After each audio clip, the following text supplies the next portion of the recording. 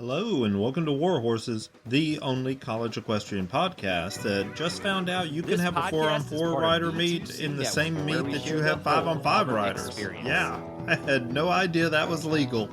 I'm your host, Auburn Elvis. Let's talk about some college equestrian. So, let's get this show started with some meet recaps.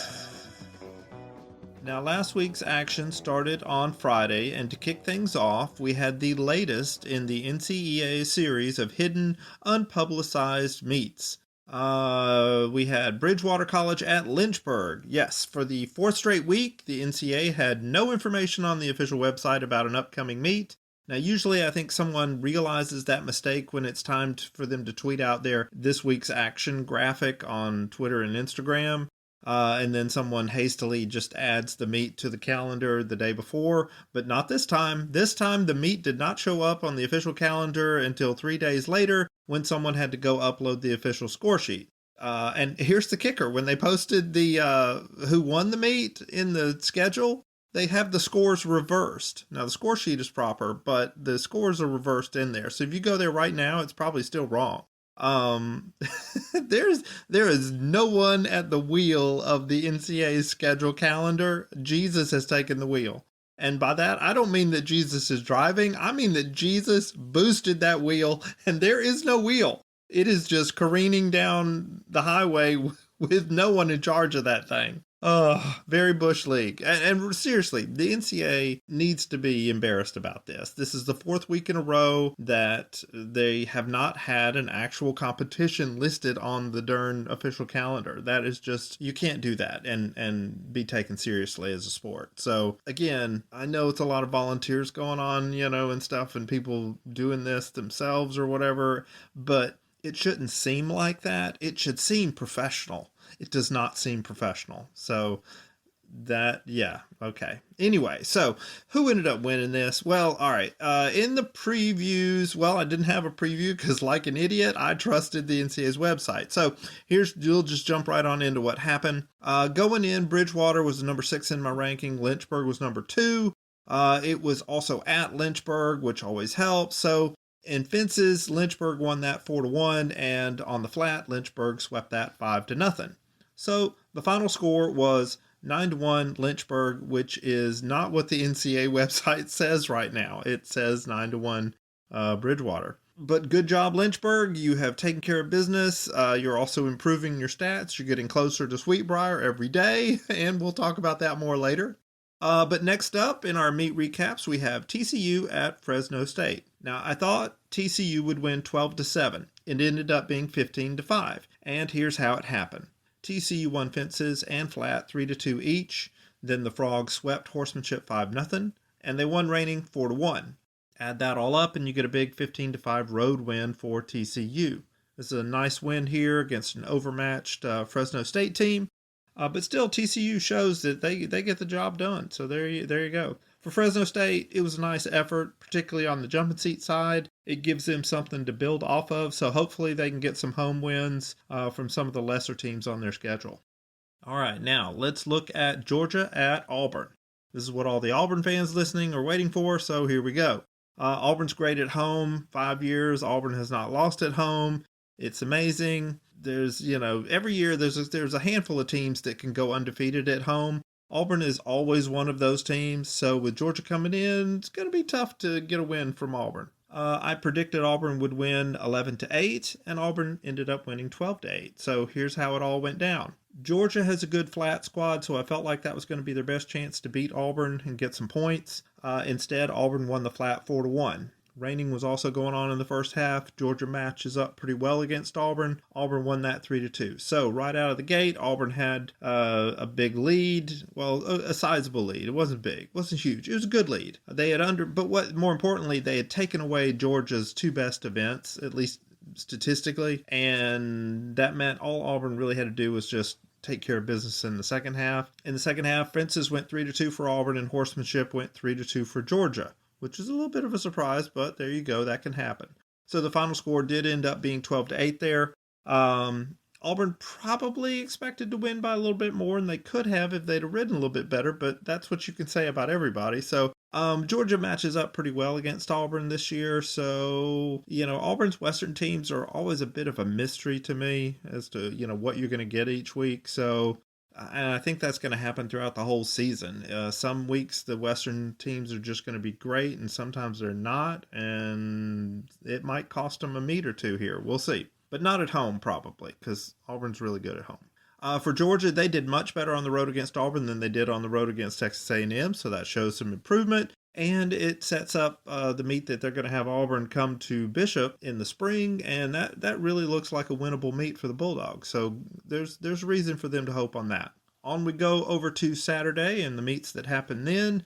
We have Texas A&M at Oklahoma State. Now I figured this one was going to be close, that it would end up being 10-9 in favor of Oklahoma State. The meet did end up being 10-9, just not for the Cowgirls. Here's what happened. Fences and horsemanship started first. Texas A&M won fences 3-1. Oklahoma State won horsemanship 3-2. So A&M was up 5-4 at the half. In the second half, A&M won the flat 3-2, but raining was going on at the same time, and so as the points were coming out, Oklahoma State was winning a lot of those early points. Things got tied up at 7-all, and then Oklahoma State even took the lead, got it on up to 9-7.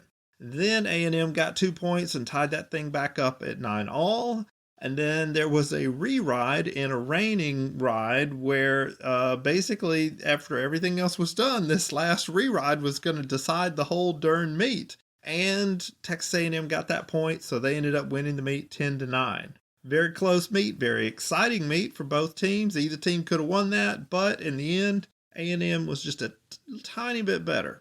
But for Oklahoma State, I'm sure they wish they could get a lot of second chances at some of these rides, but that's just how it goes.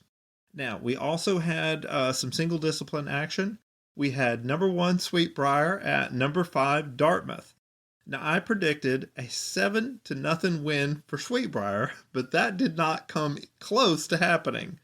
Now, this was a 4-on-4 meet. That always helps the underdog because a deeper team doesn't get to use that 5th rider in those 2 events. So, that comes into play a little bit of it. But even still, Sweetbriar should be able to put away a team like Dartmouth, or at least the stats would have you think that.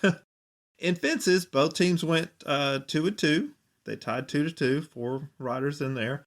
And then on the flat, both teams tied 2-2, 4 riders there, and that's what you get. So, the overall score was tied 4-4. So then everybody started looking at the raw score totals. You don't have Western, so you don't have a way of messing up the Western equivalency formula. All you got to do is just add numbers. And when they added the numbers up, Dartmouth won with a raw score of 632 to Sweetbriar's 619. So, boom. Down goes Sweetbriar. Massive upset here. Yeah, like I said, having the 4-on-4 riders really helped Dartmouth. Being at home helped Dartmouth, but they legitimately rode just as well as Sweetbriar on Saturday. And that's, what you got to do to beat a good team. To beat any team, you got to ride better than them, and that's what they did. For a high-powered team like Sweetbriar, you can't take a day off. You've got to bring it every meet or else you're going to lose. So, there you go.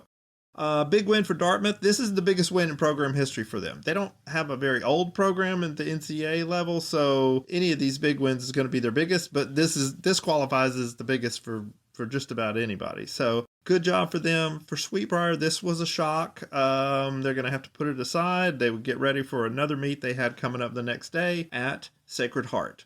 So we're going to jump on over to Sunday. Now, I predicted this was going to be a 7-1 win for Sweetbriar. But, what does anybody know about the future now? We've seen that you can't predict anything. Now, Sweetbriar did end up winning 6-2, so that's kind of close to what the stat said. So maybe it was just an anomaly what happened the other day, but oh well. Sweetbriar won fences 3-1, so obviously they also had to have won the flat 3-1. That's how we got our 6-3 or 6-2. But that's not exactly how it happened, or at least not all that happened. There were 5 darn riders in the flat and only 4 darn riders in fences. So they were uneven. And I have never seen that in a meet. I could have sworn that wasn't even allowed in the rules. I did go back and look at the rules. I didn't see anything against it. So I guess it must be legal. But yeah, I thought you had to have equal numbers, but apparently you do not have to have equal numbers of riders. I think 4 is the minimum, and I think 5 is the maximum, but it doesn't say anything about if you decide 4 for one, you got to have 4 for the other. So there you go.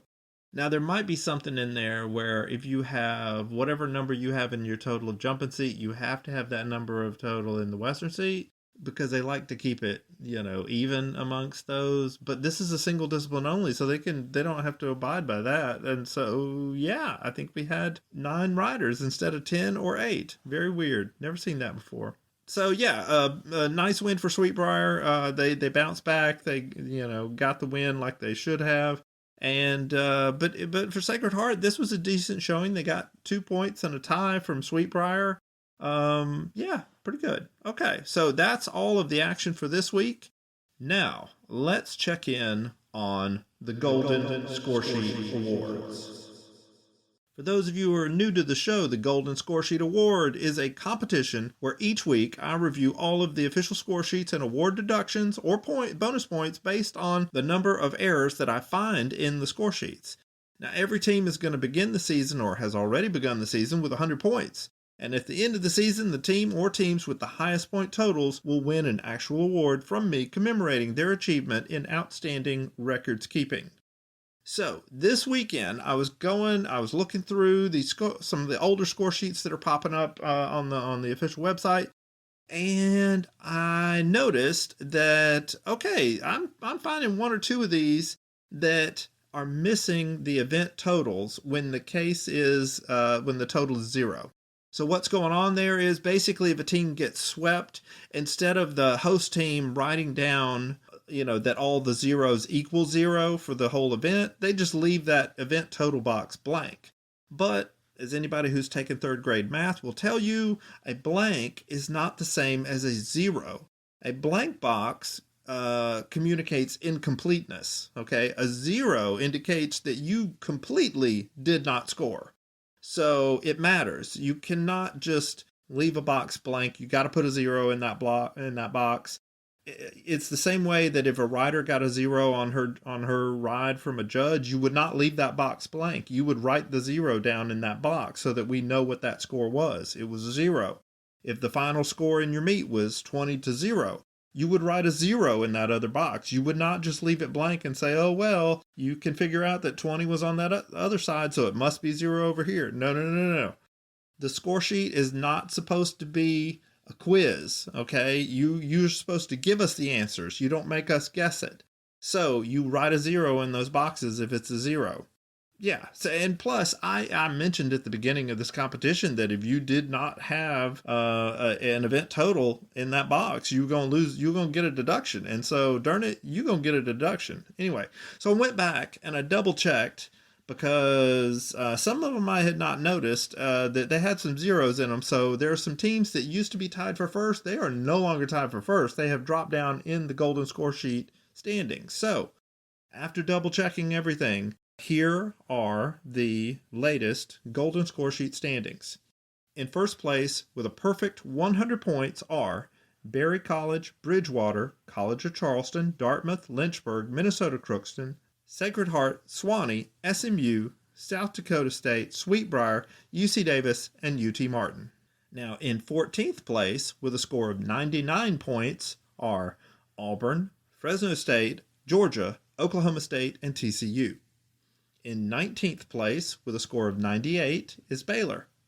In 20th place with a score of 97 is Texas A&M. In 21st place with a score of 96 is Delaware State. Yeah, finally looked at their score sheet. They had a couple of errors in it. So now they're down at 21st place. And in 22nd place with a score of 94 is South Carolina. I do want to remind everybody that if a team ends up not having any home meets, they're going to get removed from this competition. But right now I'm going to leave those teams in there because even though you don't show any home meets on the schedule, we all know that the schedule is unreliable. So I'm just going to keep y'all in the competition till sometime next semester when I'm pretty sure y'all don't have any home meet. Those will change at some point. We'll have fewer teams probably tied for number 1. All right. Now let's talk about week 5 of the official Auburn Elvis College Equestrian rankings.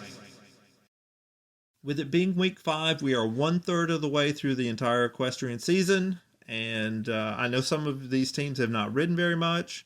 A lot of teams have backloaded schedules. But for right now, with 1/3 of the action in the books, this is what we know about these teams. First, in the dual discipline.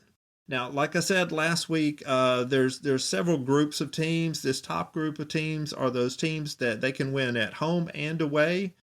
These 3 teams are currently undefeated. And I'll tell you that even if some of these teams start picking up some road losses, they'll probably stay in this top group because they have already shown that they can beat some teams on the road. So at number 1, we have TCU. TCU is poised to have their best season ever. They return almost everybody from last year's starters.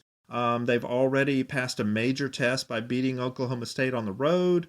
And also TCU does not ride against either of the other 2 teams in this group. So that right there increases their chances of having a really strong season, a really good record. So TCU's at number 1 right now. The number 2 team in the nation is Auburn. Now let me tell you, I seriously almost bumped Auburn down to number 3.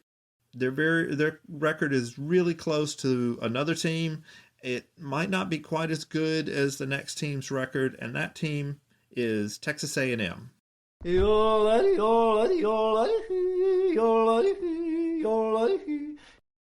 Aggies are the number 3 team right now, but they really made a good case for being number 2 this week. Both Auburn and A&M have similarly accomplished records, but in the end, I'm going to stay with the Tigers up at number 2 because the stats do like them better. But be patient, Aggies. If you beat SMU on the road this weekend, that's going to make your resume pretty hard to ignore. So we'll see how that goes. But that's our top group of teams that can win home and away. The next group down, these are teams that can win at home, but they still have some trouble getting those road wins. The number 4 team is SMU. SMU was idle this week. There's not really any way they could jump any of the teams above them, so they'll just sit here for a little bit longer. The number 5 team is Georgia. Even with their loss to Auburn, Georgia remains the number 5 team because the team that was right below them lost as well. So Georgia, they kept the things close at Auburn, so that helps their resume just a tiny bit as well. Now at number 6, we do have a change this week. The South Carolina Gamecocks. South Carolina was idle, but they have 4 wins. Their only loss is at Georgia, so that resume bumps them up to 6th place. At number 7 is Oklahoma State. Yeehaw! The Cowgirls lost at home, so they're going to drop below the Gamecocks for now. But they have Fresno State at home next week, and then they go ride at South Carolina, so we'll see what their resume looks like then. And the number 8 team is Delaware State.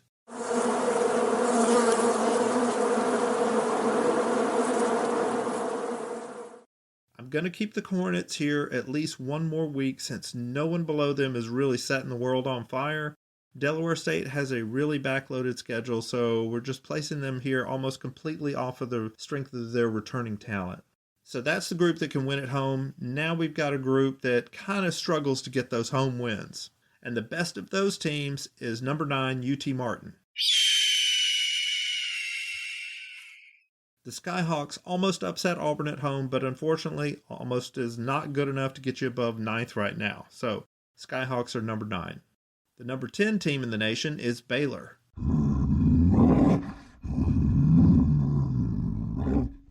Baylor is still looking for their first win, but they're getting better. I expect their fortunes to finally change when they host Fresno State in another week, but we'll see how that goes.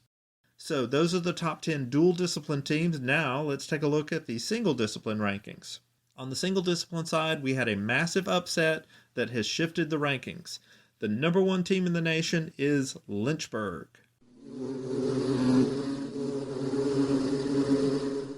The Hornets handled Bridgewater at home. They jump up to number 1 in the rankings because of that shocking loss by the previous number 1 team.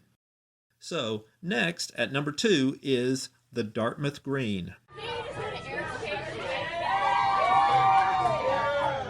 Yes, On the strength of the transitive property, the green leaps all the way up to number 2 this week. They have a loss to Lynchburg, but they defeated Sweetbriar, and that needs to be counted in the rankings, so they are number 2 right now. And that means the number 3 team is Sweetbriar. The Vixens dropped 2 spots after their shocking tiebreaker defeat to Dartmouth.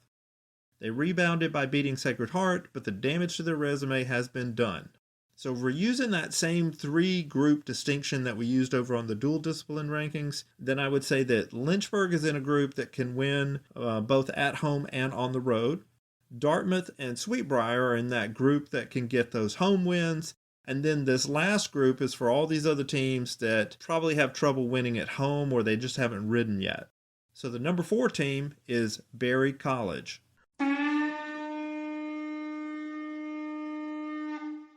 Berry hasn't ridden yet, but like I keep saying, they return a lot of talent and they could make some real waves once they get going. The number 5 team is Sacred Heart. The Pioneers lost this weekend, so the team that was previously below them, Dartmouth, was able to make that big old jump and slide everyone down, everyone but Lynchburg, down in the rankings. And that means that the number 6 team is Bridgewater. Now, Bridgewater is 0-2 just like Sacred Heart is, but frankly, Sacred Heart's losses are a lot closer than Bridgewater's, so the Eagles are going to stay down at number 6. And the number 7 team is Swanee.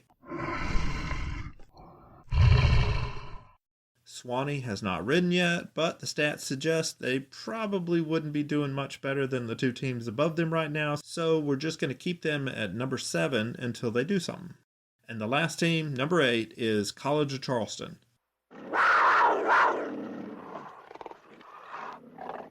Again, they have not ridden any meets yet, plus they are a new team, so they're just going to stay at the point that they entered the rankings, which is number 8. And that's all the rankings. So now let's look at this week's upcoming action and do some meet previews. Now, first up, on Thursday, Texas A&M travels to SMU. Now, this is going to be a good one right out of the gate here. However how this goes, this is going to make some changes. If A&M wins, they're probably going to jump up to number 2 in the rankings. If SMU wins, they could jump A&M and take the number 3 spot. So, let's see. According to the stats, which have been super reliable this week without any possibility of error, I think fences should be dead even, so we'll say that goes 2-2. Flat has been better for A&M, so we're going to give them a 3-2 win there. In horsemanship, both teams are very close, so we'll say that's also 2-2. And in reining, SMU has fewer question marks, so I think that's going to go 3-2 for them. Add all that up, and I think we have a 9-9 tie. And with this being at SMU, I'm going to give the advantage to the Mustangs in the tiebreaker.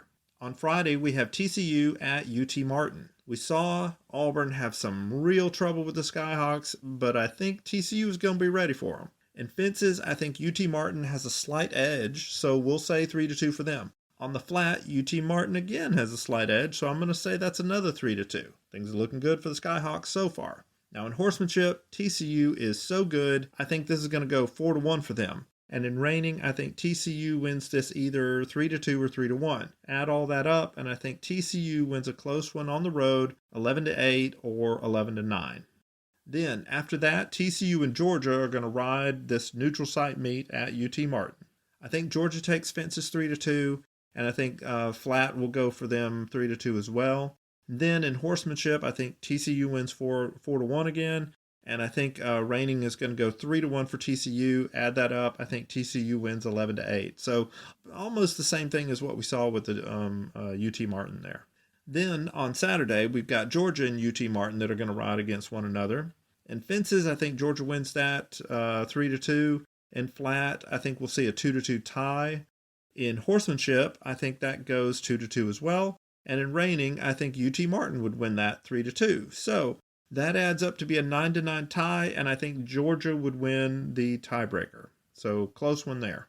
And then the last meet of the week is South Carolina at Auburn. Now, this is at home for Auburn, and of course, as we've talked about, Auburn's really good at home, haven't lost at home in 5 years, so you would expect Auburn to do really well, but South Carolina is no slouch. They've got a good year going on right now. Auburn needs to stay sharp, not take them lightly. In fences, I think Auburn wins 3-2. On the flat, I see that going 2-2. In horsemanship, I think Auburn wins 3-2. And in reining, I think Auburn wins that 3-2. Add that all up, I think Auburn wins 11-8. So if everything goes by the stats, I think we're going to have some close meets this week. But, we'll see how it goes. That's all of our upcoming action this week. Now, we are 1/3 of the way through the season. Things are getting exciting. We've already had one big upset. Could we have some more right around the corner? Well, we'll see. But for now, that is all for this episode of War Horses. I am your host, Auburn Elvis. Thank you very much for listening, and War Horses. Thank you for tuning in to today's episode on the E2C Network. On your way out, I want to remind you to stop by e2cnetwork.com. It's your one-stop shop for all our content across our podcast, YouTube channel, and much more. To stay up to date with us, make sure you're following social media accounts such as Facebook, Twitter, and Instagram. While our content here may always be Auburn sports heavy, if it's orange and blue, it's what we do. War Eagle.